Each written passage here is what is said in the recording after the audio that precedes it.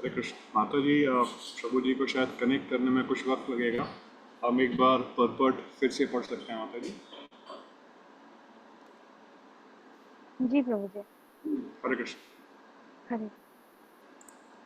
तात्पर्य: किसी योगी, भक्त या आत्मसिद्ध व्यक्ति की कसौटी ये है कि वो अपनी योजना के अनुसार इंद्रियों को वश में कर सके, किंतु अधिकांश व्यक्ति अपनी इंद्रियों के दास बने रहते हैं और इंद्रियों के ही कहने पर चलते हैं। यह है उत्तर इस प्रश्न का कि योगी किस प्रकार स्थित होता है। इंद्रियों की तुलना विषैले सर्पों से की गई है। वे अत्यंत स्वतंत्रता पूर्वक तथा बिना किसी नियंत्रण के कर्म करना चाहती है। योगी या भक्त को इन सर्पों को वश में करने के लिए एक सपेरी की भांति अत्यंत प्रबल होना चाहिए। वो उन्हें कभी भी कार्य करने की छूट नहीं देता। शास्त्रों में अनेक आदेश हैं, उनमें से कुछ करो तथा कुछ ना करो से संबंध है। जब तक कोई इन करो या ना करो का पालन नहीं कर पाता और इंद्रिय भोग पर संयम नहीं बरतता है, तब तक उसका कृष्ण भावनामृत में स्थिर हो पाना असंभव है। यहाँ पर सर्वश्रेष्ठ उदाहरण कछुए का है। वो किसी भी समय अपने अंग समेट सकता है और पुनः विशिष्ट उद्देश्यों से उन्हें प्रकट कर सकता है। इसी प्रकार कृष्ण भावना भावी व्यक्तियों की इंद्रियां भी केवल भगवान की विशिष्ट सेवाओं के लिए काम आती है, अन्यथा उनका संकोच कर लिया जाता है। अर्जुन को उपदेश दिया जा रहा है कि वो अपनी इंद्रियों को आत्मतुष्टि में न करके भगवान की सेवा में लगाएं। अपनी इंद्रियों को सदैव भगवान की सेवा में लगाए रखना कूर्म द्वारा प्रस्तुत दृष्टांत के अनुरूप है, जो अपने इंद्रियों को समेटे रखता है। हरे कृष्ण।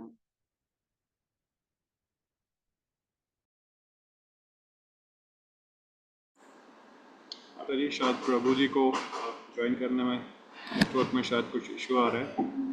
सो जब तक प्रभु जी हमें ज्वाइन करते हैं हम आपस में इस श्लोक को डिस्कस कर सकते हैं माता जी। आप में से यदि कोई भी भक्त इस श्लोक के विषय में कुछ बताना चाहें या उनको जो माता जी ने अभी पर्पट पढ़ा उससे विषय में कुछ जानकारी साझा करना चाहें तो प्लीज़ हैंड रेस करें। ओके फिर Prabhu ji joined us. So Prabhu ji we can. Hare Krishna Prabhu जी।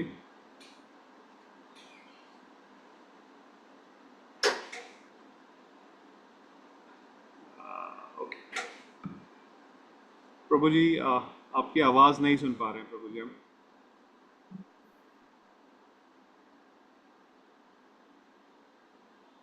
हरे कृष्ण। अभी आ रहे आवाज?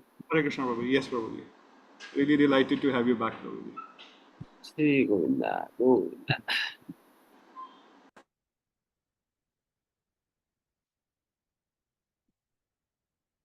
अब जब नहीं थे ओके। प्रभु जी तो यदा आप। हरे कृष्ण प्रभु संहरते चायं कूर्मो अंगानिव सर्वसः।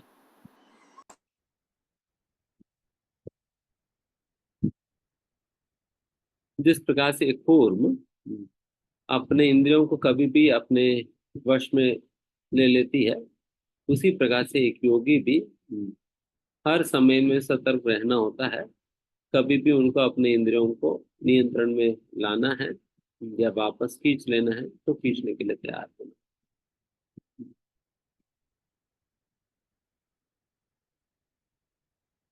आपको पता है, मतलब एक कूर्म कब अपने इंद्रियों को वापस ले लेती है, किस संदर्भ में लेगी? जब उनके ऊपर कोई अटैक करेगा। जब उनके ऊपर कोई अटैक करता है, देन फिर उस अटैक से अपने आप को बचाने के लिए तो अपने सारे अंगों को अपना शेल के अंतर्गत ले लेती है, ताकि कोई उन्हें अटैक ना कर पाए। अगर अटैक कर भी ले तो उनको कुछ समस्या ना हो, बिकॉज उनकी शेल इतना हार्ड होता है कि कुछ नहीं होता। अगर उसके ऊपर कोई पीटता भी है फिर भी कुछ नहीं होगा। तो उस प्रकार की स्ट्रॉन्ग शेल होने के कारण फिर वो अपना शेल के अंदर अपना इंद्रियों को ले लेती है, जिससे फिर उनको संरक्षण पाए। तो यहाँ पर एक कूर्म अपना अंगों को तब ले लेती है जब उनके ऊपर अटैक हुआ है, एंड कूर्म ने पहचान लिया कि उनके ऊपर अटैक हो रहा है। जैसा उनको ये सिग्नल मिल गया कि मेरे ऊपर अटैक हो रहा है, तुरंत वो अपने अंगों को अंदर खींच लेती है।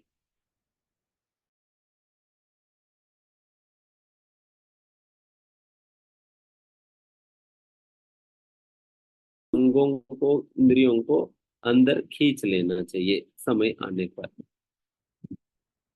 ठीक है, कब खींचेंगे योगी? एग्जैक्टली उसी प्रकार से जब उनके ऊपर अटैक होगा तब खींचेंगे। एंड ये किस प्रकार के अटैक के विषय में बात किया जा रहा है? जब माया देवी इंद्रिय वस्तुओं के साथ एक आदमी पे अटैक करती है, देन फिर व्यक्ति योगी जो है अपने इंद्रियों को अंदर खींच लेते हैं।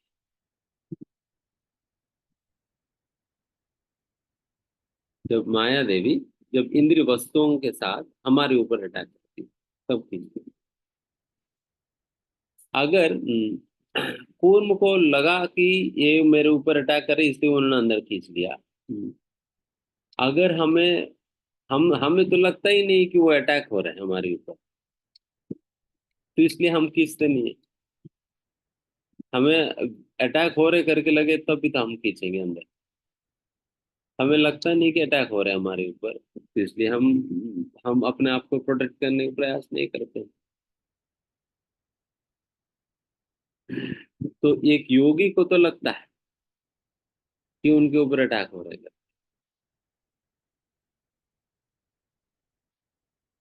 हम तो उल्टा, तो हम अपना चाहते दिखाते हैं, जितना मर्जी अटैक करने अटैक करो। पहले तो आप केवल 2 गुलाब जामुन से अटैक कर रहे थे, अभी 4 गुलाब जामुन से अटैक करो।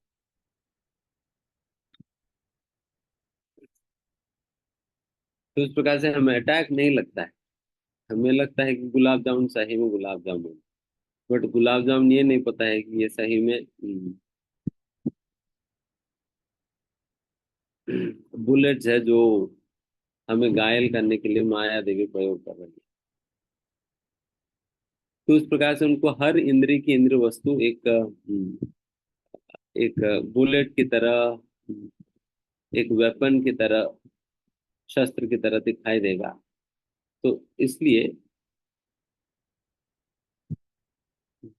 इसलिए एक योगी जो है हमेशा अपने आप को बचाने के लिए अपने इंद्रियों को अंदर खींच लेते हैं, जैसा उन्हें समझ आता है कि उनके ऊपर इंद्रिय वस्तुओं के साथ माया देवी उनके ऊपर अटैक कर रही है करके। तो ये ऑब्वियस है। जब हमारे ऊपर अटैक होता है हम अपने आप को सुरक्षित रखने का प्रयास करना, ये बहुत ऑब्वियस है। उसी प्रकार से हम अपने इंद्रियों को अंदर खींच लेने, ये ऑब्वियस होगा, ये नॉर्मल होगा, सहज होगा, अगर कम से कम इस बात को पहचानने लगेंगे कि यस, इंद्रिय वस्तुओं के माध्यम से मेरे ऊपर अटैक ही हो रही है।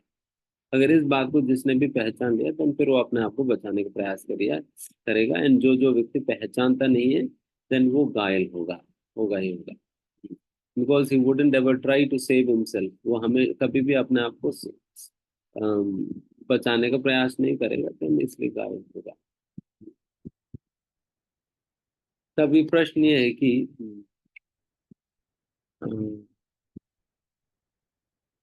अटैक हो रहे करके हमें क्यों नहीं लगता है, और योगियों को अटैक हो रहे करके क्यों लगता है? कौन बताएगा?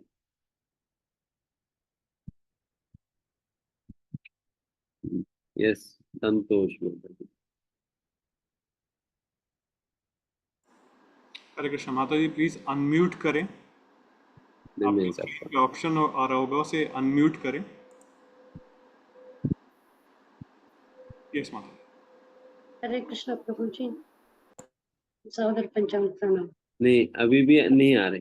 शायद ना आपका माइक सही से कनेक्टेड नहीं, माइक निकाल कर आप बोल सकते हैं।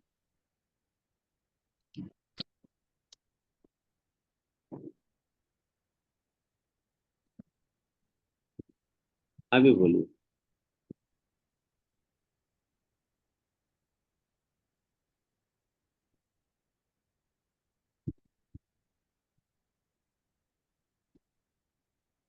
माता जी चलेगी।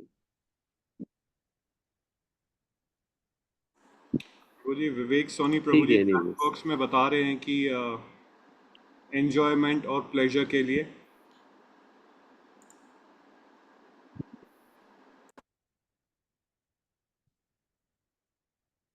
व्हेन भी, जब हमें ये बात पता चलेगा कि ये जितने भी इंद्रिय वस्तुएं हैं, एक केवल एक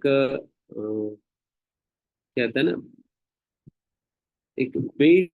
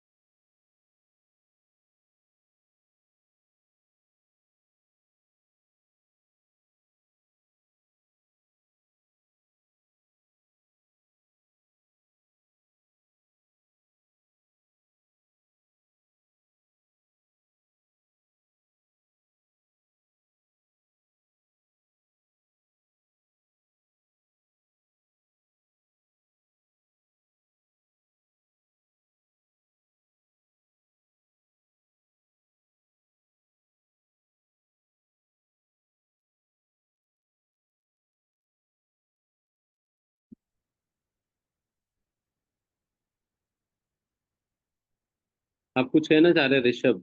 हाँ साहब।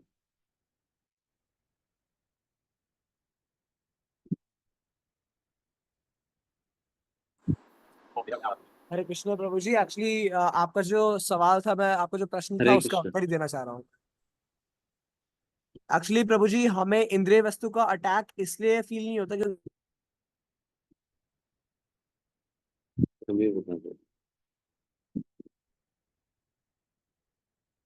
जैसा कि हम अभी बता रहे हैं हरे कि कृष्ण ये प्रभु जी। अटैक करके क्यों क्यों लगता है उन लोगों को, प्रभु जी कि प्रभु जी because इसलिए लगता they है क्योंकि understand that all of these sense objects which are thrown at me, जो भी इस प्रकार की इंद्रिय वस्तु जो मेरे सामने फेंका जाता है, ये सारे इंद्रिय वस्तु केवल मुझे एक चारे के रूप में फेंका जा रहे हैं, जिस चारे के चक्कर में मैं पढ़कर मैं इसी भौतिक दुनिया में फंस जाऊंगा।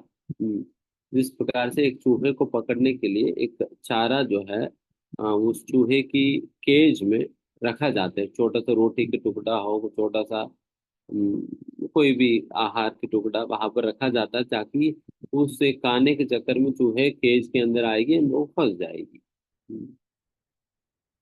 तो उस प्रकार से ये चारा रखा जाता है। एग्जैक्टली उसी प्रकार की चारा के रूप में एक शुद्ध भक्त को पता है ये सारा माया के द्वारा फेंका हुआ चारा है, तो इसके चक्कर में मैं पड़ूंगा, देन मैं फंस जाऊंगा। इसलिए बेहतर है, इससे बच जाना बेहतर है। हालांकि चारा बहुत स्वादिष्ट लगे गुलाब जामुन की तरह, बट समस्या है कि वो खाने पे फंस जाएंगे। तो इसलिए ऐसा नहीं कि शुद्ध भक्तों को गुलाब जामुन से या रसगुल्ला से नफरत है। उनको भी स्वादिष्ट लगता है, ऐसा नहीं कि उनको कड़वा लगता है, उनको भी मिठाई लगेगा। बट बात यह है कि उनको ये पता है कि अगर मैं इन चक्करों में पड़ूंगा तो दिन पर मैं फंस जाऊंगा। तो ये बात पता होने के कारण वो लोग इन सारी चीजों में पड़ते नहीं हैं। तो हम इसलिए पड़ जाते हैं क्योंकि हम केवल we are interested in the temporary happiness, वो क्षणिक आनंद जो वो खाने से या वो इंद्रियों को इंद्रिय वस्तु की सेवा में लगाने पर जो मिलता है, उस आनंद में हम उस आनंद में हम इंटरेस्टेड रहते हैं, तो इसलिए हम उस चक्कर में फंस जाते हैं। बस इस बात की अंतर है। तो इसलिए अगर योगी बनना है देन फिर उस प्रकार की अंडरस्टैंडिंग हमें डेवलप करना होगा कि how these sense objects are the bait thrown by Maya towards me। And Prabhupada जिस तात्पर्य में इंद्रियों के निग्रहण के विषय में भी कहते हैं, दो प्रकार के लोग होते हैं, एक तो गोदास और दूसरा गोस्वामी। गोस्वामी मतलब वो है जो अपना, गो मतलब इंद्रिया है, जो अपने इंद्रियों को नियंत्रण में रखता है, उन्हें गोस्वामी कहा जाता है। गो की स्वामी है, इंद्रियों के स्वामी है। एंड जो व्यक्ति अपने इंद्रियों का ही सेवा में लगे रहता है उनको गोदास कहा जाता है, मतलब इंद्रियों का दास कहा जाएगी। तो हम कौन है? गोदास, गोस्वामी, तो ये आप सोच लेना, मुझे बताने की जरूरत नहीं। गोस्वामी, गोदास, हालांकि कई लोगों का टाइटल होता है गोस्वामी। कई लोगों को टाइटल होता है गोस्वामी करके, जस्ट बिकॉज ये टाइटल होने मात्र से वो गोस्वामी गोस्वामी नहीं बनेगा। गोस्वामी मतलब सही में असलियत में तो वही व्यक्ति है जो अपने इंद्रियों को, इंद्रियों के ऊपर कंट्रोल प्राप्त किया हुआ है। one who has control over his senses is called Goswami. इसलिए प्रहलाद महाराज हिरण्यकशिपु से कहते हैं, आप मानते हो कि अपने आप को आप मानते हो कि मैं इस पूरा जगत की स्वामी हो, आपने पूरा जगत को जीत तो लिया है बट अपनी अंदर स्थित 6 शत्रुओं को तो जीत नहीं पाए। तो फिर हिरण्यकशिपु पूछने लगे ये कौन सा शत्रु है कि जिसको मैं जीत नहीं पाया। देन फिर प्रहलाद महाराज ने कहा कि ये वही शत्रु वही है, वही लोग हैं जिनकी आदेश उपदेश आप हमेशा सुनते हो, जिनके कहने के अनुसार हमेशा तुम काम करते हो, वही लोग हैं जो कि काम, क्रोध, लोभ, मोह, मद, मात्सर्य है। ये 6 शत्रु है आपकी, इन 6 शत्रुओं को तो जीत नहीं पाया, पूरा बाहर की दुनिया को तो जीत लिया, तो फिर क्या जीता तुमने? इसलिए इन 6 शत्रुओं को जीते बिना बाकी दुनिया को जीत भी लिया, तो फिर क्या जीता हमने? और वही बाकी दुनिया को जीत नहीं भी पाए बट हम अपने अंदर जो स्थित ये 6 शत्रुओं को जीत लेंगे, then सही में हम विक्टोरियस माना जाएगा। तो यह अन्य वचनों में कहा जाता है अपना 6 इंद्रियों को, इंद्रिया भी 6 होते हैं, वैसे 5 इंद्रिया और मन को भी कई बार इंद्रियों के रूप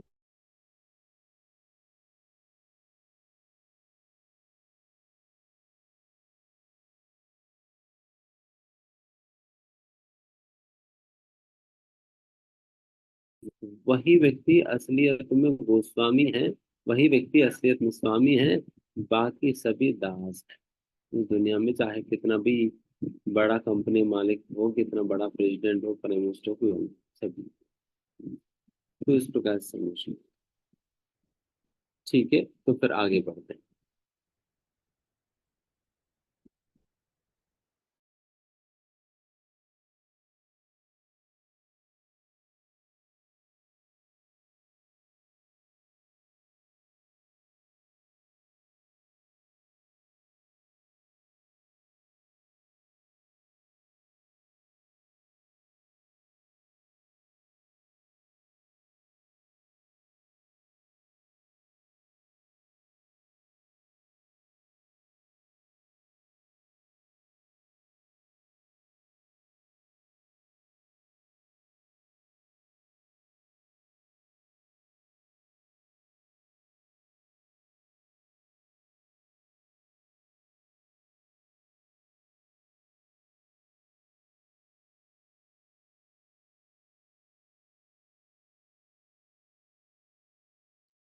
हरे कृष्णा प्रभु जी।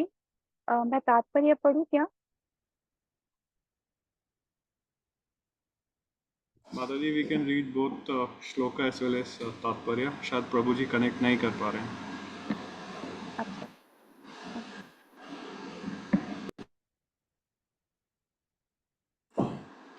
अच्छा, प्रभु जी। Mataji, Prabhu is joined.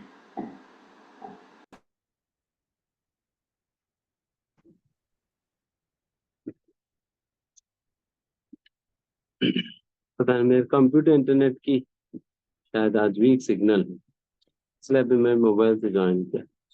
Hope that this goes well. Next श्लोक हम पढ़ेंगे अभी। दूरे नहीं अवरम कर्मा बुद्धि योगा धनंजया बुद्धौ शरणम मन विच्चा कृपणा फल हेतवः। हरे कृष्णा प्रभु जी, ये कौन सा श्लोक आपने पढ़ा प्रभु जी? 2.49 कौन सा श्लोक है? प्रभु जी हाँ, 2.60, सॉरी। सॉरी प्रभु जी 2.59, क्षमा कीजिएगा। 59। ओके। 59 विषया विनिवर्तन्ते निराहारस्य देहिनः रसवर्जं रसोऽप्यस्य परं दृष्ट्वा निवर्तते। देहधारी जीव इंद्रिय भोग से भले ही निवृत्त हो जाए, पर उसमें इंद्रिय भोगों की इच्छा बनी रहती है। लेकिन उत्तम रस के अनुभव होने से ऐसे कार्यों को बंद करने पर वो भक्ति में स्थिर हो जाता है। तात्पर्य: जब तक कोई अध्यात्म को प्राप्त न हो, तब तक इंद्रिय भोग से विरत होना असंभव है। विधि विधानों द्वारा इंद्रिय भोग को संयमित करने की विधि विधि वैसे ही है जैसे किसी रोगी के किसी भोज्य पदार्थ खाने पर प्रतिबंध लगाना। किंतु इससे रोगी की न तो भोजन के प्रति रुचि समाप्त होती है और न वो ऐसे प्रतिबंध लगाया जाना चाहता है। इसी प्रकार अल्प ज्ञानी व्यक्तियों के लिए इंद्रिय संयमन के लिए अष्टांग योग जैसी विधि की संस्तुति की जाती है, जिसमें यम नियम आसन प्राणायाम प्रत्याहार धारणा ध्यान आदि सम्मिलित है। किंतु जिसने कृष्ण भावनामृत के पथ पर प्रगति के क्रम में परमेश्वर कृष्ण के सौंदर्य का रसास्वादन कर लिया है, उसे जड़ भौतिक वस्तुओं में कोई रुचि नहीं रह जाती।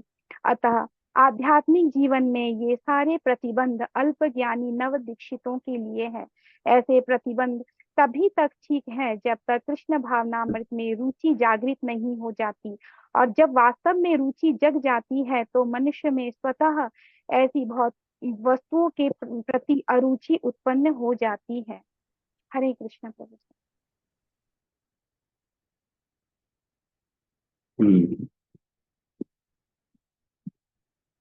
यहाँ पे बहुत सुंदर उदाहरण जैसा पिछले श्लोका में बताई गई है। हमें इंद्रिय वस्तुएं हमारे सामने आने पे हम अपने इंद्रियों को हमें खींच लेना चाहिए इंद्रिय वस्तु से। हमारा इंद्रियों को इंद्रिय वस्तु से खींच लेना चाहिए, इस प्रकार से बताई गई है। बट यहाँ पर भगवान उसी का कंटिन्यूएशन में बात कह रहे हैं।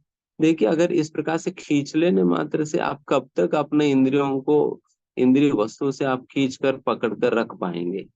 बिकॉज अगर इस प्रकार से आप खींच कर रख भी लेते हो, बट फिर भी आपकी इंद्रियों में उस इंद्रिय वस्तु के प्रति जो रुचि है, स्वाद है, वो तो खत्म नहीं हुई। क्योंकि मुंह में तो पानी आ ही रहे हैं। हालांकि किसी भी तरह हम अपने आप को रोक कर रखा हुआ है, बट फिर मुंह में तो पानी कहाँ रोक पाएंगे, वो तो आ ही रहे हैं। क्योंकि स्वाद है उन चीजों के प्रति। तो वही बात भगवान कह रहे, वो रस तो गया नहीं, रस तो है ही अभी भी। इंद्रिय वस्तुओं के प्रति हमें रस है, तो इसलिए आप इस प्रकार से कब तक ही आप अपने आप को रोक कर रख पाएंगे? देन उसके लिए इसलिए भगवान कह रहे हैं कि इसलिए जल्द से जल्द एक व्यक्ति को आध्यात्मिक क्रियाकलापों की प्रति रुचि स्वाद जागृत करना होगा। जैसा उनके अंदर आध्यात्मिक क्रियाकलापों के प्रति स्वाद आएगी, देन फिर वो ऑटोमेटिकली फिर इन इंद्रिय वस्तुओं से अपने आप को बचा लेगा। इन इंद्रिय वस्तुओं के प्रति उनको मन जाएगी नहीं, बिकॉज उनको ऑलरेडी स्वाद मिल रहे हैं। कहाँ से? आध्यात्मिकता से। देखिए, अल्टीमेटली हमें रस चाहिए ही चाहिए। चाहे आध्यात्मिकता से मिले या भौतिकता से मिले, हमें रस चाहिए। तो अगर बहुत आध्यात्मिकता से रस नहीं मिलेगा, देन भौतिक रस पी लेंगे, भौतिक रस पीने लग जाएंगे। इसलिए यहाँ पर बताया जा रहा है, पहले से आप आध्यात्मिक रस भर भर के पी लेना, ताकि भौतिक रस पीने के लिए जगह ही ना बचे, उनकी और मन ही ना जाए। उस प्रकार से पी लेनी चाहिए। That is what Krishna is saying here, रसो वर्जम रसोप्यस्य परम दृष्ट्वा निवर्तते। परम दृष्ट्वा निवर्तते, develop such a higher taste with the help of which you will be able to withhold yourself from all the lower natures. जिसके बल पर आप अपने निचली स्वभावों से आप अपने आप को बचा पाओगे।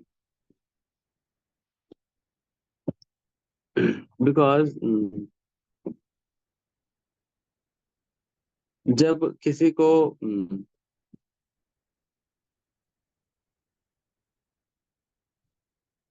जब कुछ भी नहीं है देन हम खिचड़ी खा लेंगे, बट एक अच्छा ऑल्टरनेटिव हमारे पास है। मान लीजिए क्या खाएंगे, आलू पराठा। अगर आलू पराठा बटर के साथ खाने के लिए आपको मिलेगा, देन फिर खिचड़ी नहीं खाने का मन होगा, क्योंकि आलू पराठा मिल रहा है तो खिचड़ी क्यों खाएंगे।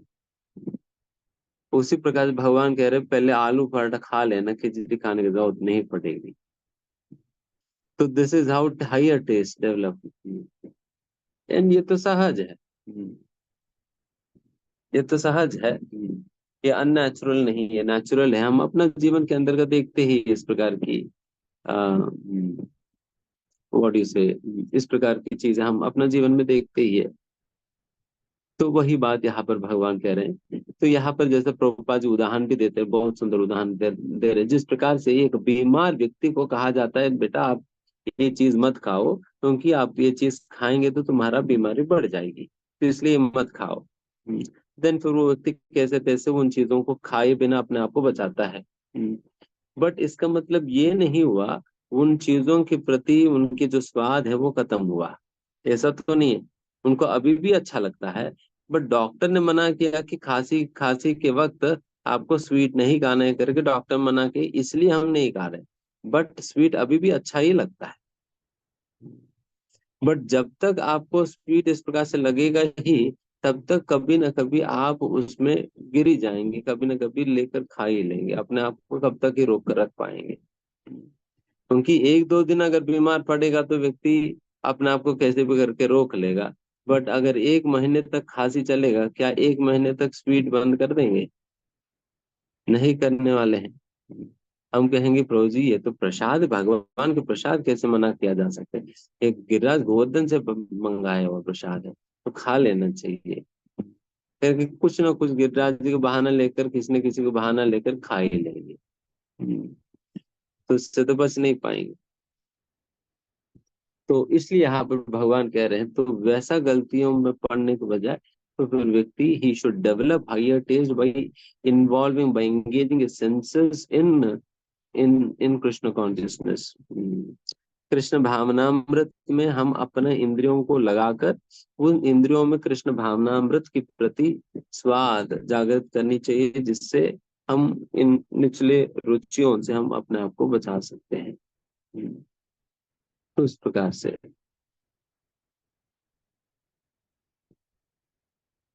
बिकॉज जैसा यहाँ पर प्रभुपाद जी तात्पर्य में बता ही रहे हैं, जिस प्रकार से हम जिनकी भगवत सेवा में जिनकी इंद्रिया पूर्ण रूप से संतुष्ट हो चुका है, इंद्रिया भगवान की सेवा करने में संतुष्टि पा चुके हैं, तो इसलिए फिर इंद्रियों के अंदर जो क्रेविंग है इंद्रिय वस्तुओं के प्रति, फिर वो अपने आप खत्म हो जाएगी, अपने आप खत्म हो जाएगी। तो उस प्रकार से इंद्रियों को भगवान की सेवा करने के स्वाद हमें दिलाना होगा। तो वही यहाँ पर चर्चा हो रही है। बट ये जब तक ये स्वाद नहीं आएगी तब तक हम डेंजर जोन में हैं। जब तक ये स्वाद नहीं आएगा तब तक हम डेंजर जोन में हैं। इसलिए यहाँ पर बताया जा रहा है therefore restrictions are there for less intelligent neophytes, जिस कैटेगरी में हम सभी लोग आते हैं। कम बुद्धि वाले प्रारंभिक भक्तों के लिए इस प्रकार के नीति नियम बहुत बहुत जरूरी है। एंड बाकी जिनके अंदर भगवत भक्ति के प्रति स्वाद विकसित हो चुका है, देन फिर वो लोग इन नियमों को इतना कड़क से पालन करने का जरूरत नहीं पड़ता है, बिकॉज उनका आकर्षण भगवान के प्रति सहज है। इसलिए उनको इन इंद्रिय वस्तुओं से इस प्रकार की प्रॉब्लम नहीं होता। इसलिए ये स्तर जो है भक्ति का, जो 9 स्तर है, श्रद्धा, साधु संग, भजन, क्रिया, नर्त, निवृत्ति, निष्ठा, रुचि, आसक्ति, भाव, प्रेम, these are the 9 stages of devotion. ये 9 स्टेजेस ऑफ डिवोशन के अंतर्गत ये 6वां स्तर में ये रुचि सही में जागृत होता है। अभी हम कौन सा स्तर पे है? पहला सीढ़ी में चढ़ने का प्रयास कर रहे हैं। पहला सीढ़ी में चढ़ने का प्रयास कर रहे हैं, आगे आप सोच लेना कि और कितना दूर पड़ा हुआ है। तो 6वां स्तर पे प्रकार की स्वाद होगा। देन फिर ऑटोमेटिकली आप तब नियमों का नियमों के विषय में बहुत ज्यादा सोचने की जरूरत नहीं है।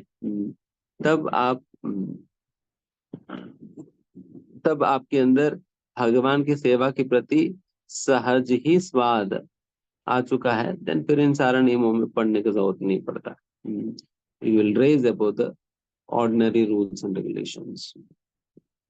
बट तब तक तो हमें सारा नियमों को ढंग से पालन करना होगा। जो भी शास्त्र में बताया जाता है, ये करो ये मत करो, तो उस प्रकार से हमें करना होगा। यम नियम। ठीक है, आगे। यततो हि आपि कौन्तेय पुरुषस्य विपश्चितः इंद्रियाणि प्रमातीनि हरन्ति प्रशवं मनः। हरे कृष्णा। हे अर्जुन, इंद्रियां इतनी प्रबल तथा वेगवान है कि वे उस विवेकी पुरुष के मन को भी बलपूर्वक हर लेती है जो उन्हें वश में करने का प्रयत्न करता है। तात्पर्य: अनेक विद्वान, ऋषि, दार्शनिक तथा अध्यात्मवादी इंद्रियों को वश में करने का प्रयत्न करते हैं, किंतु उनमें से बड़ा भी कभी कभी विचलित मन के कारण इंद्रिय भोग का लक्ष्य बन जाता है। यहाँ तक कि विश्वामित्र जैसे महर्षि तथा पूर्ण योगी को भी मेनका के साथ विषय भोग में प्रवृत्त होना पड़ा। यद्यपि वे इंद्रिय निग्रह के लिए कठिन तपस्या तथा योग कर रहे थे। विश्व इतिहास में इसी तरह के अनेक दृष्टांत हैं।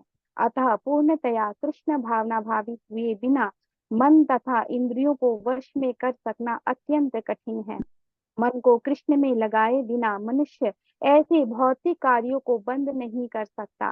परम साधु तथा भक्त यामुनाचार्य ने एक व्यवहारिक उदाहरण प्रस्तुत किया है। वे कहते हैं, जब से मेरा मन भगवान कृष्ण के चरणार विंदों की सेवा में लग गया है और जब से मैं नित्य नव दिव्य रस का अनुभव करता रहा हूँ, तब से स्त्री प्रसंग का विचार आते ही मेरा मन उधर से फिर जाता है और मैं ऐसे विचार पर थू थू करता हूँ। कृष्ण भावनामृत इतनी दिव्य सुंदर वस्तु है कि इसके प्रभाव से भौतिक भोग स्वतः निरस्त हो जाता है। वो वैसे ही है जैसे कोई भूखा मनुष्य प्रचुर मात्रा में पुष्टिदायक भोजन करके अपनी भूख मिटा ले। महाराज अम्बरीश भी परम योगी दुर्वासा मुनि पर इसलिए विजय पा सके क्योंकि उनका मन निरंतर कृष्ण भावनामृत में लगा रहता था। सवे मनः कृष्ण पदारविंदयो वचांसी वैकुंठ गुणानुवर्णने। हरे कृष्ण। यहाँ पर यततो ही आप कौन्तेय, यततः मतलब प्रयास करने पे भी, हे कौन्तेय मतलब हे कौन्तेय अर्जुन, प्रयास करने पे भी पुरुषस्य विपश्चितः, एंड कोई साधारण व्यक्ति नहीं, बहुत ही बुद्धिमान पुरुष भी अगर प्रयास करने पे भी इंद्रियानि प्रमातिनी, इंद्री इतना प्रमातिनी मतलब इतना डिस्टर्बिंग है। हरंती प्रशभम मनः, वो एक ऐसा व्यक्ति का भी मन हर लेती है, डिस्टर्ब कर देती है। जो बहुत ही बुद्धिमान है, ज्ञानवान है, बहुत स्ट्रांग है, फिर ऐसा व्यक्ति का इंद्रियों को भी विचलित कर देती है। इंद्रिय वस्तुएं अपने आप को वो कंट्रोल करने का प्रयास करने के बावजूद भी ऐसा होता है। तो इस प्रकार से बहुत समस्या है। तभी यहाँ पर कह रहे हैं कि अपने आप को उस प्रकार की परिस्थिति में रखना ही नहीं चाहिए करके।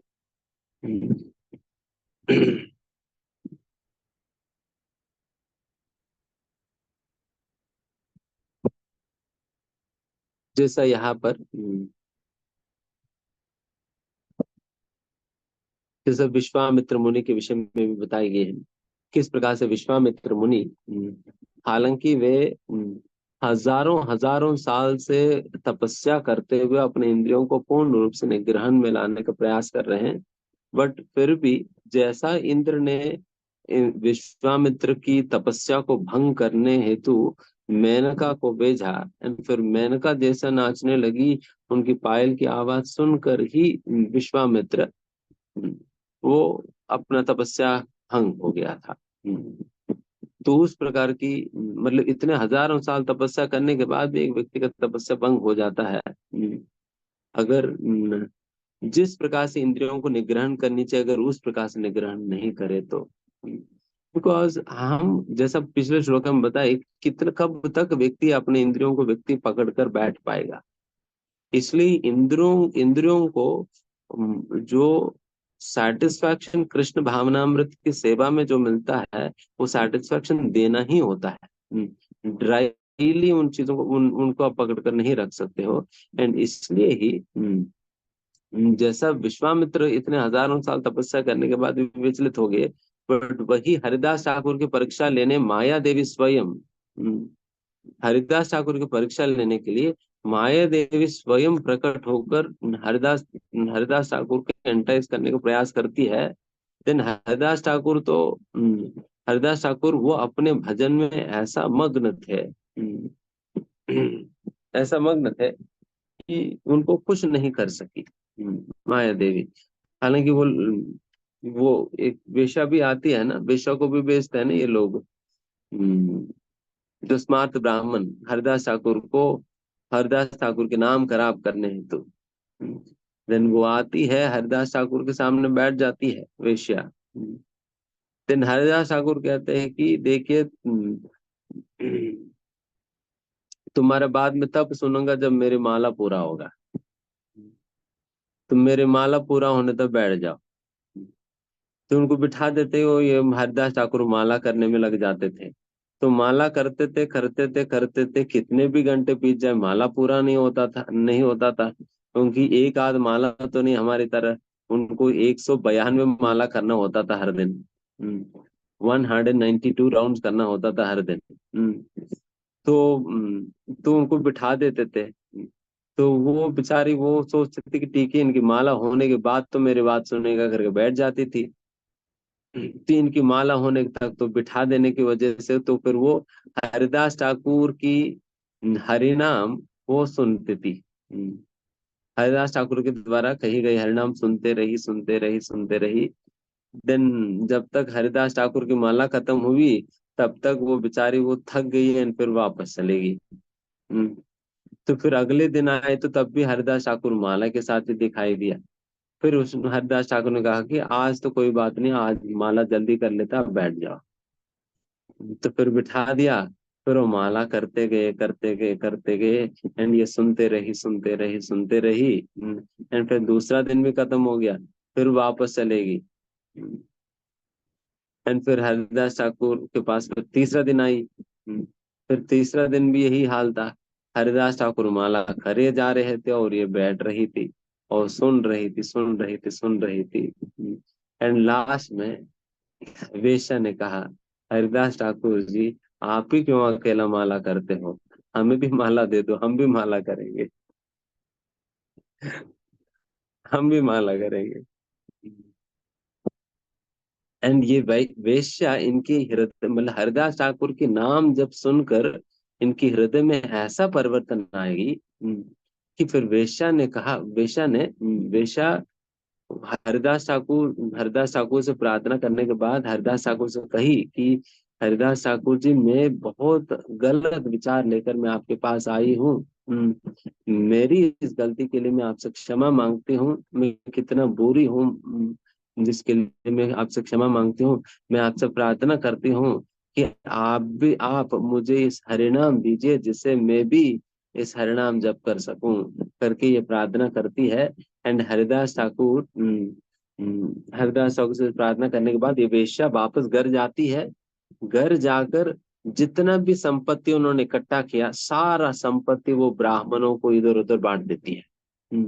बांटकर मतलब बस बांटकर फिर तुरंत वापस आ जाती है। फिर तुरंत वापस आकर हरिदास ठाकुर से वो दीक्षा प्राप्त करती है। एंड फिर हरिदास ठाकुर उनका कुटीरा, उनको जो जिस कुटीरे में रहते थे हरिदास ठाकुर, उस वेश्या को ही अपना कुटीरा छोड़कर हरिदास ठाकुर आगे चले जाते हैं। एंड फिर उस दिन से ये वेश्या जो है प्रतिदिन 2 लाख नाम जप किया करते थे। सीधा मतलब 1 से 2, 1 माला 2 माला नहीं, सीधा 2 लाख नाम जप करने लगी। 128 माला। मतलब आप सोचे कि एक वेश्या में वही विश्वामित्र के पास मेनका आई तो विश्वामित्र गिर गए मेनका के चक्कर में। हरिदास ठाकुर के सामने वेश्या आई तो वेश्या हरिदास ठाकुर के रास्ते में गिर गई। तो फिर हरिदास ठाकुर मतलब फिर वो भी नाम जप करने लगी। सारा काम मतलब सारा अपना वेश्यावृत्ति सब कुछ छोड़ छाड़ कर। तो इतना शक्ति है जब शुद्ध भक्तों के द्वारा नाम जब श्रवण करते हैं, नाम जब श्रवण करते हैं, मतलब कितना शक्तिशाली है। इसलिए हमें जब भी मौका मिलता है, हमें जैसा गुरुजन जब आते हैं मंदिर में, हमें उनके साथ बैठकर नाम जप करनी चाहिए, जिससे फिर उनकी जप की प्रभाव हमारे ऊपर पड़ता है, हमारे ऊपर पड़ता है। तो वैसा हमें इज हाईली पोटेंट इस प्रकार के नाम जप। देखिए मतलब हरिदास ठाकुर का नाम जब सुनकर ही वेश्या बदल गई। तो ये ताकत होता है भक्तों में। जब व्यक्ति भक्ति के माध्यम से जब व्यक्ति का इंद्रिया पूर्ण रूप से संतुष्ट रहते हैं, तब व्यक्ति इस प्रकार से he will be able to control his senses। And यहाँ पर यमुनाचार्य के विषय में बताए गए हैं। यमुनाचार्य वैसे इनका पूरा स्टोरी तो नहीं बताएंगे। यमुनाचार्य वैसा वो बचपन में वो बहुत बड़ा पंडित है। एंड एक पांडित्य में एक बार एक डिबेट हुआ था। उस डिबेट में राजा ने ये संकल्प मतलब राजा ने एक गिफ्ट डिक्लेयर किया कि जो भी इस डिबेट में जीतेगा उनको आधा राज्य मिल जाएगी, आधा राज्य मिल जाएगी करके। एंड वो डिबेट जो है यमुनाचार्य जाकर जीत लिया, उनको आधा राज्य मिल गया। छोटा सा बच्चा था, 12 साल उम्र के बस। तो 12 साल की उम्र में राजा बन गए। जब 12 साल की उम्र में राजा बना, देन सभी लोगों ने सोचा कि बाकी सारे राजाओं ने सोचा कि तो छोटा सा बालक, इनको हम वैसे ही हरा दे सकते हैं। तो सभी लोग जो है यमुनाचार्य के ऊपर आक्रमण करने के लिए दौड़े भागे आते थे। देन फिर यमुनाचार्य बहुत बहुत युक्ति के साथ एंड शक्ति के साथ उन सभी लोगों को हरा देते थे एंड फिर उनका राज ले लेते थे। तो उस प्रकार से यमुनाचार्य राज लेते लेते लेते उनका खूब बड़ा राज बन गया था यमुनाचार्य। देन फिर उसके उपरांत ठीक है, यहाँ तक बता ही दिया, तो आगे भी बता ही देते।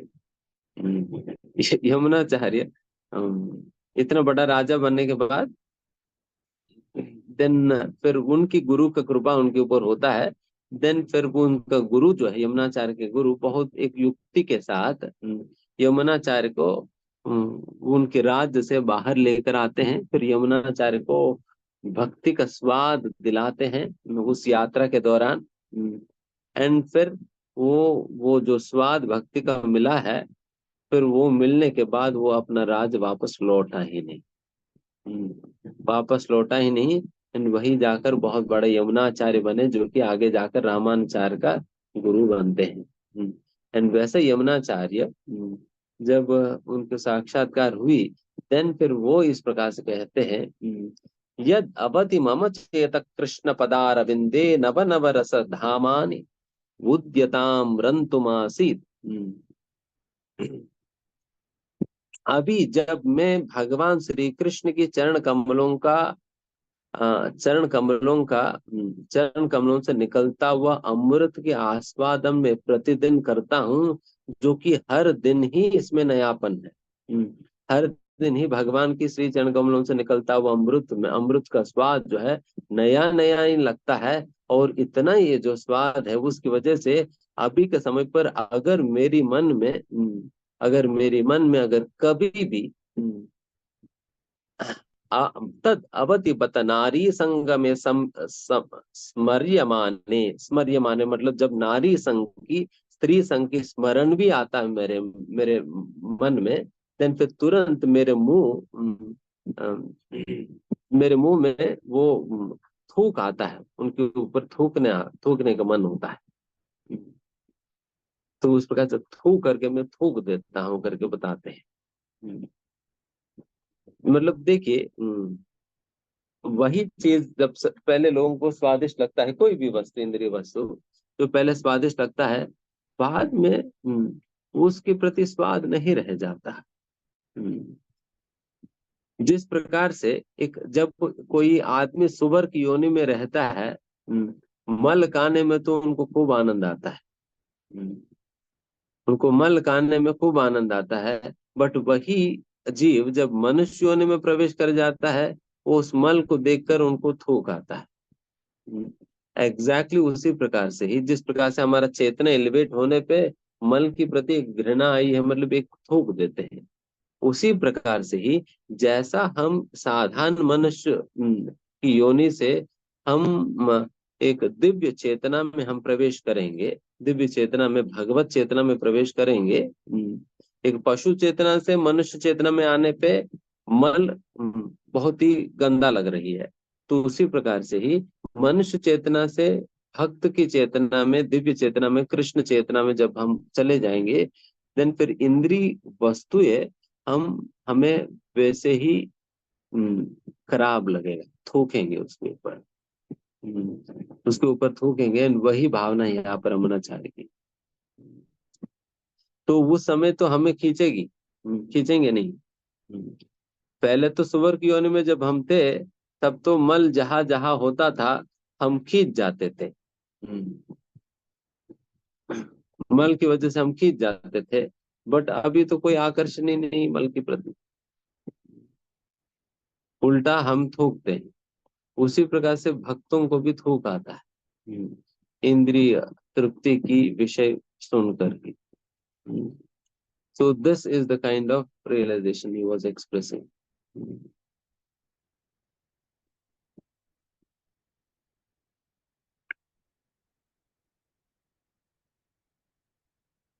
यहाँ पर प्रभुपाद जी कहते हैं, Krishna conscious such a transcendentally nice thing that automatically material enjoyment becomes distasteful. Krishna भावनामृत अपने आप में इतना अच्छा चीज है कि अपने आप में ही भौतिक आनंद बहुत ही डिस्टेस्टफुल लगता है, अरुचि लगता है भौतिक इंद्रिय, भौतिक इंद्रिय तृप्ति के प्रति। And this is the sign of advancement in Krishna consciousness. Prabhupada ji जगह कहते हैं, the sign of advancement in Krishna, Krishna भावनामृत में हम आगे बढ़ रही है नहीं कैसे पता चलेगा? भौतिक इंद्रिय वस्तुओं के प्रति अरुचि जब जागृत होगा, तब हमें पता चलेगा कि हम सही में कृष्ण भावनामृत में हम आगे बढ़ पा रहे हैं। अगर अभी भी हम उन चीजों के प्रति आकर्षित होते हैं, देन इसका मतलब अभी भी फंसे हुए हैं। और यमुनाचार्य किस प्रकार से इस प्रकार की अरुचि को जागृत कर पाए? कृष्ण पदारविंदे, सबई मन कृष्ण पदारविंदे और वाचाम से वैकुंठ गुणान वर्णने। जब अपना सारे इंद्रियों को भगवान श्री कृष्ण की सेवा में लगाया, उसके द्वारा फिर अपने इंद्रियों में ये ऊंचा स्वाद जागृत हुई। ठीक है, फिर आगे बढ़ते हैं। तानि सर्वाणि संयम्य युक्त आसीत मत्परः वसेहि यस्येन्द्रियाणि तस्य प्रज्ञा प्रतिष्ठिता। हरे कृष्णा। जो इंद्रियों को पूर्णतया वश में रखते हुए इंद्रिय संयम करता है और अपनी चेतना को मुझ में स्थिर कर देता है, वो मनुष्य स्थिर बुद्धि कहलाता है। तात्पर्य, इस श्लोक में बताया गया है कि योग सिद्धि की चरम अनुभूति कृष्ण भावनामृत ही है। जब तक कोई कृष्ण भावना भावित नहीं होता, तब तक इंद्रियों को वश में करना संभव नहीं है। जैसा कि पहले कहा जा चुका है, दुर्वासा मुनि का झगड़ा महाराज अम्बरीश से हुआ, क्योंकि वे गर्ववश महाराज अम्बरीश पर क्रुद्ध हो गए, जिससे अपनी इंद्रियों को रोक नहीं पाए। दूसरी ओर यद्यपि राजा मुनि के समान योगी न था, किंतु वह कृष्ण का भक्त था और उसने मुनि के सारे अन्याय सह लिए, जिससे वह विजयी हुआ। राजा अपनी इंद्रियों को वश में कर सका क्योंकि उसमें निम्नलिखित गुण थे जिसका उल्लेख श्रीमद् भागवत में हुआ है। राजा अम्बरीश ने अपना मन भगवान कृष्ण के चरणार बिंदों पर स्थिर कर दिया, अपनी वाणी भगवान के धाम की चर्चा करने में लगा दी, अपने कानों को भगवान की लीलाओं के सुनने में, अपने हाथों को भगवान का मंदिर साफ करने में, अपनी आंखों को भगवान का स्वरूप देखने में, अपने शरीर को भक्त के शरीर का स्पर्श करने में, अपनी नाक को भगवान के चरणार विंदों पर भेंट किए गए फूलों की गंध सूंघने में, अपनी जीभ को उन्हें अर्पित तुलसी दलों का आस्वाद करने में, अपने पांवों को जहां जहां भगवान के मंदिर है उन स्थानों की यात्रा करने में, अपने सिर को भगवान को नमस्कार करने में तथा अपनी इच्छाओं को भगवान की इच्छाओं को पूरा करने में लगा दिया। और इन गुणों के कारण वे भगवान के मत पर भक्त बनने के योग्य हो गए। इस प्रसंग में मत पर शब्द अत्यंत सार्थक है। कोई मत पर किस तरह हो सकता है इसका वर्णन महाराज अम्बरीश के जीवन में बताया गया है। मत पर परंपरा के महान विद्वान तथा आचार्य श्रील बलदेव विद्याभूषण का कहना है, मद भक्ति प्रभावेन सर्वेन्द्रिय विजय पूर्विका स्वात्म दृष्टि ही सुलभेति भावः।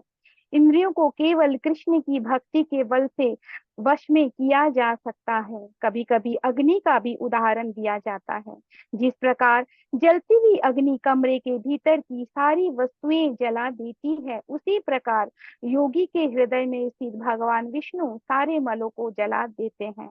योग सूत्र भी विष्णु का ध्यान आवश्यक बताता है, शून्य का नहीं।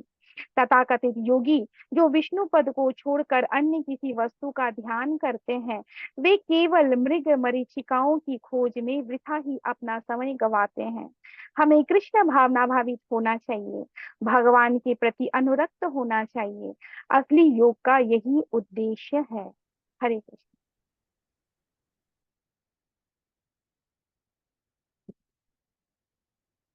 पिछले कई श्लोकों में से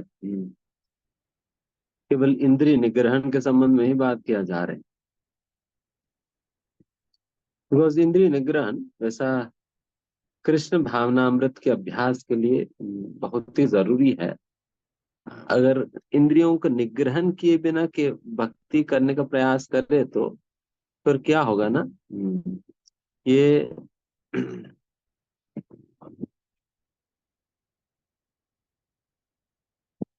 वैसा बकेट को भरने के प्रयास करने के बराबर होगा जिस बकेट में छेद है।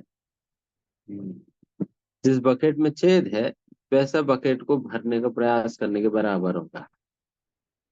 अगर इंद्रियों को निग्रहण किए बिना बिना अगर भक्ति करने का प्रयास करे तो फिर उन लोगों को कभी पता ही नहीं चलेगा उनकी भक्ति, उनका बकेट भर रही है नहीं, पता ही नहीं चलेगा। वो भरेगा ही नहीं बकेट, नीचे से छेद है तो कब भरेगा बकेट। तो इसलिए फिर वो लोग कहते प्रभु जी 2 साल हो गए बकेट नहीं भर रहे, लगता नहीं कि कुछ हो रहे हैं भक्ति, हम भक्ति तो कर रहे प्रभु जी, माला तो कर रहे, बट लगता नहीं कुछ हो रहे हैं अंदर। इसलिए लगता नहीं क्योंकि हम साथ साथ इंद्रियों को भी खोल कर रखे हैं, इंद्रियों को खोल कर रखे हुए हैं। So that is the reason हमारा हृदय भरता नहीं, हमारा बकेट भरता नहीं है। तो बकेट भरना है देन फिर इंद्रियों को निग्रहण करना बहुत बहुत जरूरी है। अन्यथा भक्ति का आस्वादन आप कर नहीं पाओगे। एंड एंड वैसा आगे जाकर ज्ञान के विषय में बताया जाता है। ये ज्ञान भी हमारे अंदर टिक नहीं पाएगा अगर इंद्रिय निग्रहण नहीं है तो रह नहीं पाएगा। तो इसलिए फिर हमें क्या करनी चाहिए कि जिस प्रकार से अम्बरीश महाराज, आज ही सुबह हम किसी भक्त से हम चर्चा कर रहे थे, दुर्वास मुनि एक मुनि सन्यासी त्यागी होते हुए भी उनका इंद्रिया कितना अनियंत्रित है, वेराज अम्बरीश महाराज एक गृहस्थ होते हुए भी उनकी इंद्रिया कितना नियंत्रित है। इसलिए इस प्रकार से सोचना भी गलत है या अनरीजनेबल है। केवल कोई सन्यासी होने पे उनकी इंद्रियां नियंत्रित हो जाता है करके सोचना गलत है। ये सन्यासी होने पे, ब्रह्मचारी होने पे इंद्रियां नियंत्रित नहीं होता है। ये इंद्रियां नियंत्रित होंगे कृष्ण की सेवा करने पे। जिस प्रकार से अम्बरीश महाराज ने कैसे अपने इंद्रियों को नियंत्रण किया, तो इसके विषय में यहाँ पर बताएगी। जिस प्रकार से सबई मन कृष्ण पदार अरविंदयोर, अपने मन को भगवान श्री कृष्ण की चरण कमलों का ध्यान करने में लगाया। वाचाम से वैकुंठ गुणान वर्णने, अपने वचनों का, अपनी वाक शक्ति को भगवान श्री कृष्ण के गुणों का वर्णन करने में लगाया। करो हरेर मंदन मार्जन आदिशु, अपने हाथों को करे, मतलब हाथों को भगवान की मंदिर साफ सफाई करने में लगा दिया, साफ सफाई करने में लगा दिया। एंड श्रुतिम चकाराच्युत सत्कथोदये, जब श्रुति मतलब अपने कानों को या अपना श्रवण शक्ति को भगवान की कथा का श्रवण करने में लगा दिया। उस प्रकार से अगर हम अपने घर को अगर मंदिर के रूप में परिवर्तित करें, देन घर की साफ सफाई करने पे भी मंदिर का साफ सफाई करने का फल मिलेगा। क्योंकि घर तो साफ करते ही है, बट वही घर को अगर मंदिर के रूप में परिवर्तित करे, देन फिर घर का साफ सफाई करने पे मंदिर का साफ सफाई करने का फल मिल सकता है। तो फिर घर को मंदिर कैसे बनाएंगे कि जब भगवान को घर की मुखिया मानेंगे, और ओनर उनको मानेंगे, और हम अपने आप को नौकर मानेंगे, अपने आप को नौकर और घर को मालिक मानेंगे, देन फिर ऑटोमेटिकली मंदिर जिस प्रकार से भगवान का होता है, उसी प्रकार से आपके घर भी अगर भगवान का मानेंगे, तो देन फिर अपने आप को नौकर माने, एंड फिर नौकर की तरह हम घर में रहने लगे और कृष्ण को मालिक की तरह ट्रीट करने लगे, देन हो गया काम। तो फिर मालिक मतलब क्या होता है? He is supposed to be the recipient of all the luxuries at home. He should be the recipient. सारा luxuries इत्यादि उनके लिए होना चाहिए। And whatever is best whatever is best, he should be offered the best. Best मतलब जैसा अभी जब घर बनाते हैं मास्टर बेडरूम रखते हैं, तो मास्टर बेडरूम मास्टर ले लेता है। तो यहाँ पर कृष्ण को दी बेस्ट देना चाहिए। तो मास्टर बेडरूम से भी बड़ा है लिविंग रूम। तो उस प्रकार से भगवान को सबसे बेहतरीन सुविधा देकर भगवान को रखना चाहिए। कई बार लोग भगवान को एक कमरे की कोने में दीवार पे एक छोटा सा अभी सब कुछ कॉम्पैक्ट है ना, मंदिर भी बहुत कॉम्पैक्ट हो गया। मंदिर भी इतना कॉम्पैक्ट हो गया, दीवार पे टांग देते हैं। दीवार पे टांग दिया एंड फिर एक कोने पे हो गया भगवान। So rather, Krishna should be occupying the prominent position in our hearts and in our homes. दोनों जगह. And in such a way, one should worship the Lord, considering oneself to be a servant. And फिर जब घर, then फिर तब उस प्रकार से भगवान श्री कृष्ण को हर प्रकार का सुविधाएं देते हुए जब कृष्ण की सेवा करेंगे, then फिर हमारा सारा कार्य भगवत केंद्रित कार्य हो जाएगी। मुकुंद लीला लिंगालय दर्शने दृश्यो, और अपने आंखों को किस में लगाना चाहिए? भगवान के सुंदर स्वरूप को निहारने में लगाना चाहिए। तद्वत्ते गात्र स्पर्शे अंग संगमम, हमें अपना स्पर्श इंद्रियों को किस में लगाना चाहिए? भक्तों का शरीर को स्पर्श करने में लगाना चाहिए। इसलिए कई बार मतलब भक्तों को हमेशा एक दूसरे को प्रणाम करके मिलना चाहिए, एंड फिर उसके बाद भक्त आपस में आलिंगन भी करते हैं। जब आलिंगन करते हैं तब शरीर की अंगों का स्पर्श एक दूसरे को होता है, तद्वारा हमारा स्पर्श इंद्रिया शुद्ध होता है।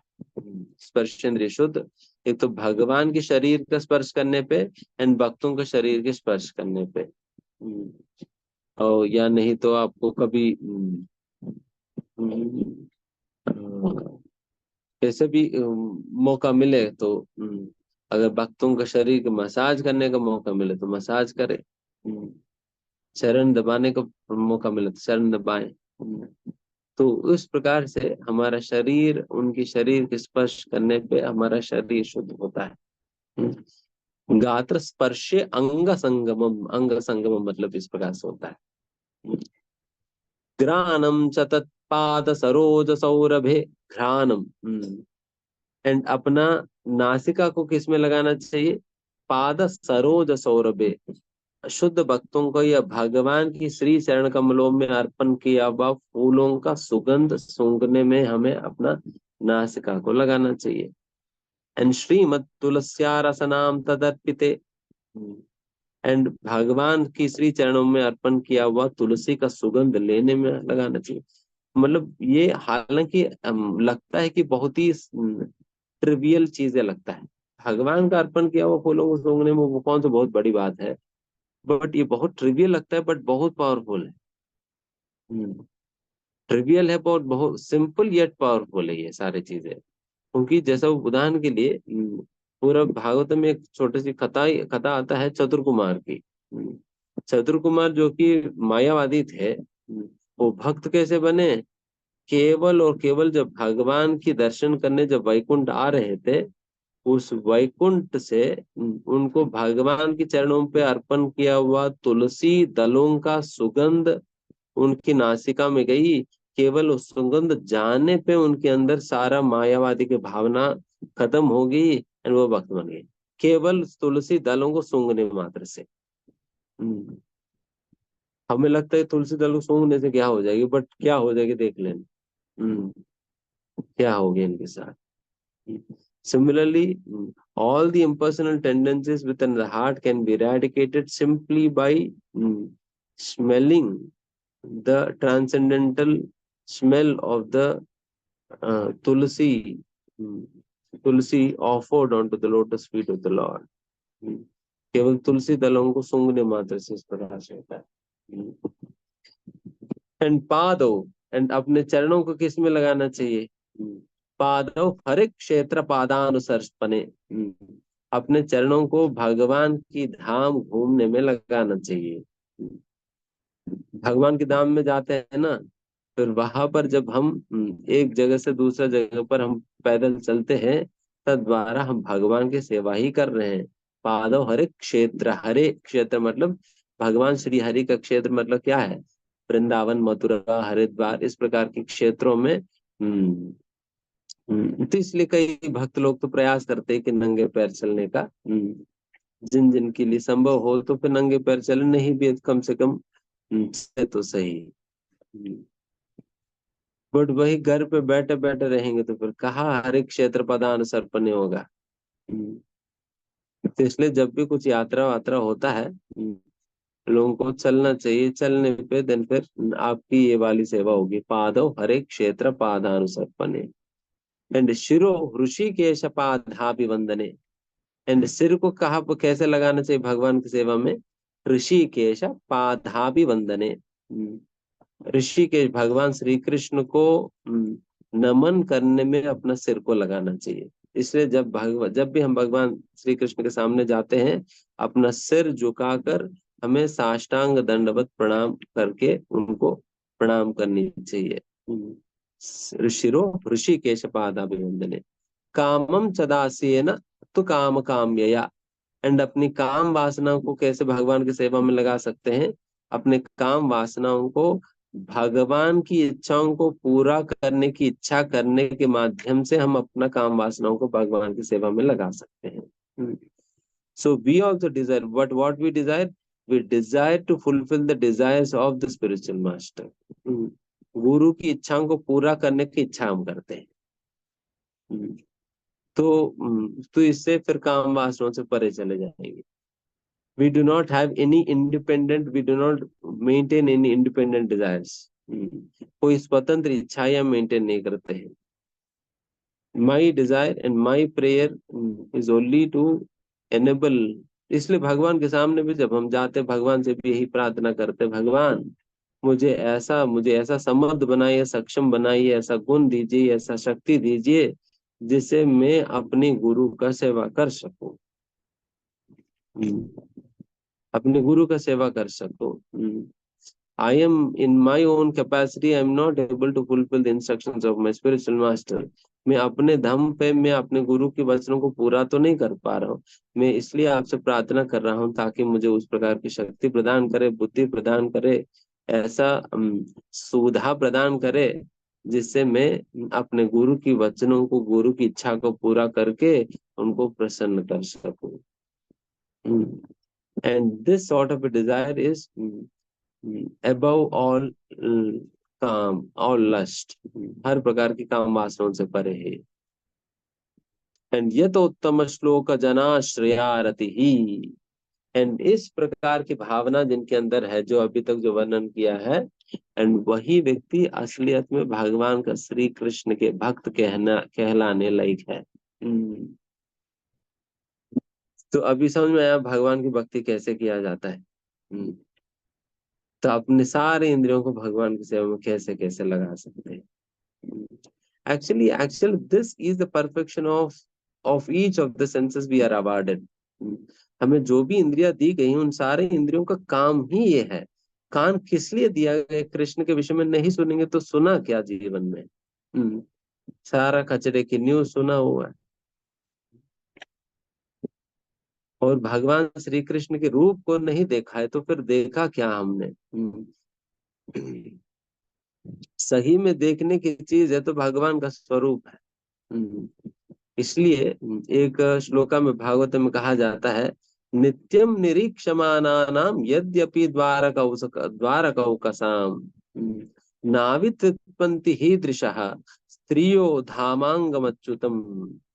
इस श्लोका में कहते हैं कि नित्यम निरीक्षमानानाम, हमेशा मतलब हमेशा देखने के बावजूद भी कौन देख रहे हैं? द्वारकौकसम, द्वारका की स्त्रियां देख रही है हमेशा भगवान श्री कृष्ण को।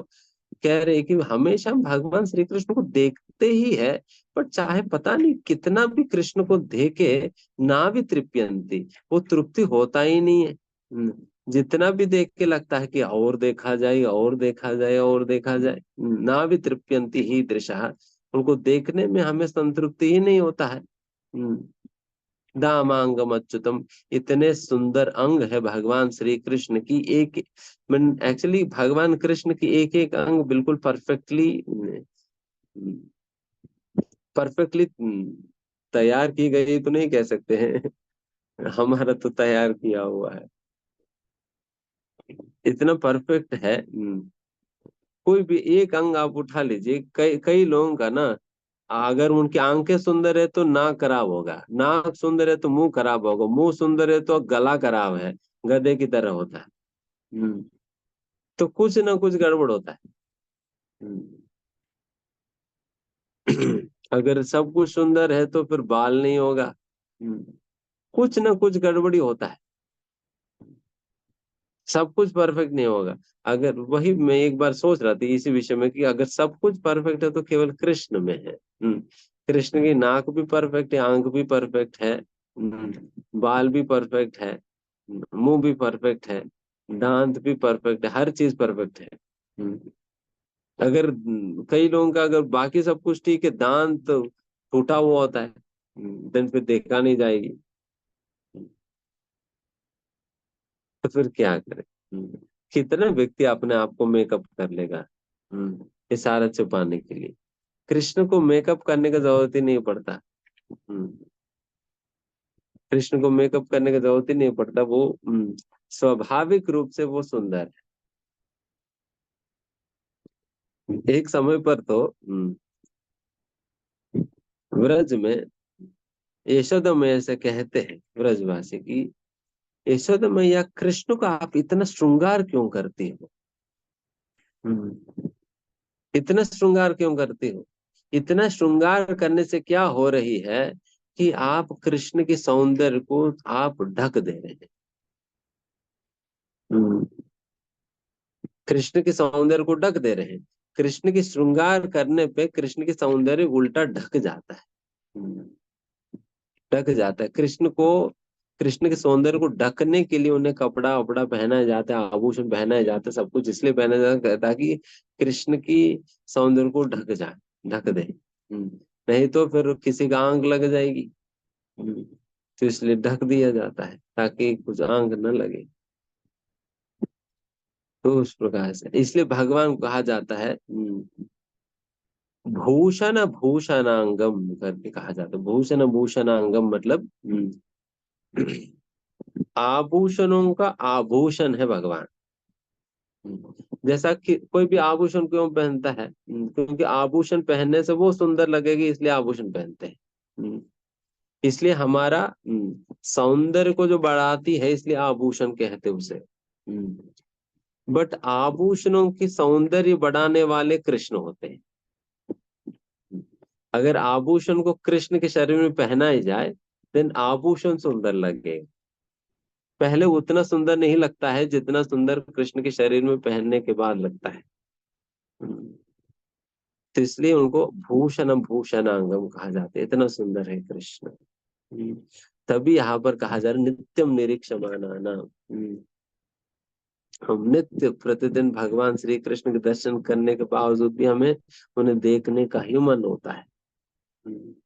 देखने का मन होता है।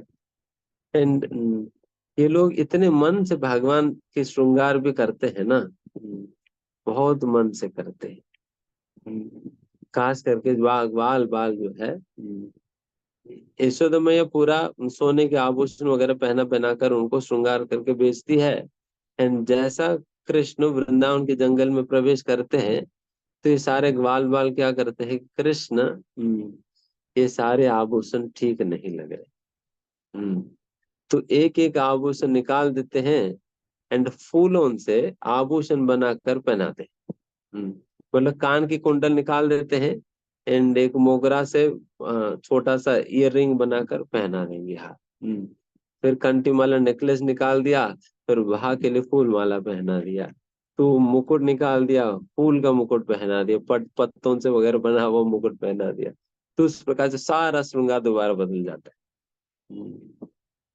दोबारा बदल जाता है एंड बिल्कुल ताजा ताजा माला बना बना कर डालते हैं। तो उस प्रकार से एंड दे कॉन्स्ट एंड वो लोग चलते वक्त भी भगवान की सौंदर्य को देखते देखते चलते हैं। भगवान के सौंदर्य को देखते देखते चलते हैं। एंड एंड कृष्ण की श्रृंगार हर 5-10 मिनट में बदल देते हैं। उनका मेकअप तो दिन भर ही चलता है कृष्ण की, सही में। बाकी सब लोग तो दिन में एक बार मेकअप करके खत्म हो जाता है, बट कृष्ण की मेकअप तो दिन भर चलता है। वो जब उनको जब मन आता है तब वो कहीं ना कहीं से मिनरल निकालते हैं, कृष्ण की बालों, कृष्ण की गालों पे और कृष्ण की फोरहेड पे पेंटिंग करने लगते हैं, कृष्ण की छाती पे, कृष्ण के आर्म्स में पेंटिंग कर लेते हैं। एंड फिर थोड़ी देर बाद उनको मन लगता है नहीं दूसरा पेंटिंग डालते, फिर वो निकाल दे, फिर दूसरा डाल दिया। तो उस प्रकार से करते रहते हैं। एंड माला भी जो जो सुगंधित फूल जहां जहां दिखाई पड़ता है तुरंत उसी का माला मतलब ऑन द स्पॉट इंस्टेंटली बनाकर फिर भगवान को पहना देते। देन फिर थोड़ी दूर जाने पे फिर वो माला निकाल दिया, फिर दूसरा पहना दिया। तो उस प्रकार से कृष्ण को लगभग हर दिन हजारों हजारों मालाएं बदल देते हैं। तो वैसा कृष्ण की सौंदर्य के आस्वादन सही में जितना ब्रजवासी करते हैं, ब्रज गोपियां करती है, ब्रज गोपाल करते हैं, पता नहीं कृष्ण उतना सुंदर हमें कब लगेंगे। कृष्ण वैसा तो सुंदर है ही, बट पता नहीं हमें नहीं लगते। जिसकी वजह से हम तृप्त हो जाते हैं, बहुत जल्दी तृप्त हो जाते हैं।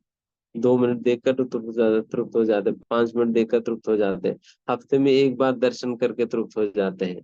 कई लोग तो हफ्ते में एक बार आते भगवान के दर्शन करके, ठीक है हो गया दर्शन हफ्ते भर के लिए, तो उस प्रकार से तृप्त हो जाते हैं। बट ये लोग तो तृप्त नहीं हो रहे। सो तो वैसा है भगवान। अच्छा 9 बज गए, ठीक है। हरे कृष्ण। 9 बज गए। Thank you so much Prabhu ji for the wonderful session. सच में आज के सेशन में आपने सभी भक्तों को प्रभु के श्रृंगार की और ब्रज में प्रभु के साथ जंगल की यात्रा करवाई। सो आपका बहुत बहुत धन्यवाद प्रभु, एक बहुत ही महत्वपूर्ण और ज्ञानवर्धक सत्र के लिए। प्रभु जी क्या हम क्वेश्चन आंसर्स ले सकते हैं कुछ? एक प्रश्न ले लेंगे। ठीक है, जैसे आप कहें प्रभु जी। एक प्रश्न का प्रभु जी ने, शैली माता जी प्लीज अनम्यूट करें और अपना प्रश्न पूछें। हरे कृष्णा प्रभु जी, दंडवत प्रणाम। यस हरे प्रभु जी, जब आप सेशन में बताते हैं कि ऐसे मतलब इंद्रियों को कंट्रोल कर सकते हैं हम लोग, तो हमें लगता है कि हाँ पॉसिबल है, लेकिन बाद में हमें लगता है कि नहीं, बहुत मुश्किल है। अभी तो जैसे बाकी इंद्रियों को तो नहीं, क्रोध पे ही जैसे बहुत मुश्किल होता है। बहुत इजीली हम लोग ना किसी भी चीज से फ्रस्ट्रेट हो जाते हैं और एकदम से रिएक्ट करते हैं। मतलब गुस्सा ही नहीं, अलग तरह से रिएक्ट करना भी एक तरह से गुस्सा ही माना जाता है कि आप किसी भी चीज को रिएक्ट कर जा रहे हैं हम, तो वो भी नहीं हमसे तो कंट्रोल हो पाता। तो सेशन सुन के तो लगता है कि हाँ हम माला करेंगे और हो जाएगा, लेकिन हो नहीं रहा है इतनी आसानी से। तो कैसे करें प्रभु जी? हरे कृष्णा। डेफिनेटली। जितना आसानी से कहा जाता है उतना आसानी से होता नहीं है। उतना आसानी से होता नहीं है, because on the spur of the moment उस समय कंट्रोल से बाहर चले जाते चीजें। मतलब इम्पल्सिव। उस मोमेंट पे तो फिर सारा डैम वैम टूट जाता है and फिर सब कुछ वॉल्केनो पड़ कुछ जाता है। मतलब याद ही नहीं रहता, कोई ज्ञान भी नहीं आता उस टाइम पे ना, कुछ ध्यान नहीं आता। तो भगवान तो गीता में कहा ही है, बुद्धि मतलब उस समय सारा मेमोरी लॉस हो जाता है, बुद्धि नष्ट हो जाता है, इसलिए कुछ याद भी नहीं रहेगा। The only way to control anger is not to get angry.